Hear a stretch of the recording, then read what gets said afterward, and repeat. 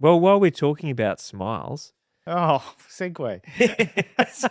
Tell me more. you know, the happiness that comes from development, especially small development. We were chatting about that before. So much happiness. Yes, possibly happiness, but I think some people might end up not being happy when they do some of these things. But Sometimes. you're showing me some numbers on these small developments. Now, small developments for those watching are under But typically we 5 would million? say under 5 million. 5, yeah, okay. Yeah. Yep. And that's really that is defined mainly by the major banks and their openness, appetite for development funding. So if it's under 5 million, which is most small developments, first-time developers, knock down a house, build 3 townhouses. That's where that market sits. And major banks really, unless you're an existing customer that's been doing it forever, they're not really interested in funding that sort of stuff. So they're not interested in funding much. In that space, yeah, it's not worth it. it's not worth it. Well, you can't charge enough for the risk. Yeah. House and land package, that's construction. You could say, well, that's like a mini development. Yes, but it's a retail mass market. It's we know what's happening. It's a very but there's build risk. Product. There's not development risk with that, and that's what people don't. They kind of cross it over, right? So yes, I agree. Well, they're building to live in it. Yeah, it's a little development, I suppose you call it, but it's kind of like it's a construction. Development is when you're kind of changing the use of the land and doing other bits and pieces. Development is speculation. Yeah, that's what it is. Yeah, and so these people that speculate. Yeah. They're only small speculation. There's small speculation. Small speculation.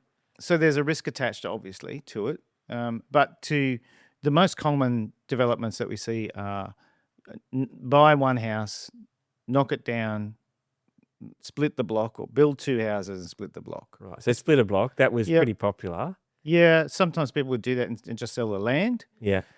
But obviously with more risk comes more profit, and the more risk part is I'm going to build something that people hopefully will like and buy. Right. Because if you just sell the land, they build whatever they like on it, right? Yeah, that's right. But if I'm going to take more risk, and the more risk part is we'll design our own product and put it into the marketplace and hope people buy it, then we should get more profit. Yeah, should. So the one that we discussed was exactly that, a splitter block, 1 into 2. So an old or established home, I'm assuming it was old? Yeah, well, yeah. Older house, bought on a block, larger block. Yeah. I think they bought it for 1.45, say 1.5 plus some stamp duty. So you're looking at 1.2 million for the property. Yep. And then construction cost on the 2 houses, 700 each. So 1.4. Yep. So 2.6. Yeah. And then sale price around 1.5 each. So it's about 3. Yep. And then so not a lot of profit.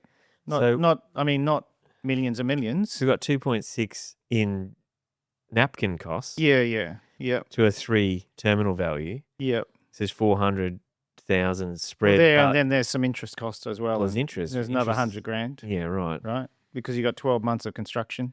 You owe some money along the way. So you're looking at probably 300 in the profit. Now, 15%, well, it's less than 15%, isn't it? It's just, it's sort of, yeah. So 15% is kind of your minimum that you want to do from a development profit point of view. Right. So you're talking, and how does that calculate? Is that calculated on the terminal value? No, on the cost. On the cost. Yeah. So we say the cost of being 2.6. Yeah. So your investment is 2.6. What return do you want to get? I want to get a 15%. Right, return so out on of my money. Out of the 3. So let's break it down to figures. If that was $1 million in total cost, we need to make at least 150 grand on top of that as a profit for the banks to look at. Right, okay. Yeah, ideally. Yeah. Now with small developments, there's this piece in between, a residential construction and a full scale development. Right. Which is this sort of build 2 houses part. Yeah. And that's where some of the funders won't necessarily look at the return of 15% necessarily. They'll just look at how much equity is in the deal and can they do the deal. So they'll still provide you with money against it in the same way as a development does. And what that means is you would typically be able to borrow, say, up to 80% of the costs Yeah. or 70% of the end value Yeah. Okay. as a general rule of thumb. But if you throw enough equity in, you can do any deal, right? So technically, the deal could possibly lose money, but if they're only loaning 30%, Yeah, then they don't I care. mean, it probably has to make some money, but it's not as strict on these sort of Right, smaller okay. developments because from the lender's point of view, if all of your equity is in there, their risk is minimal. Yeah.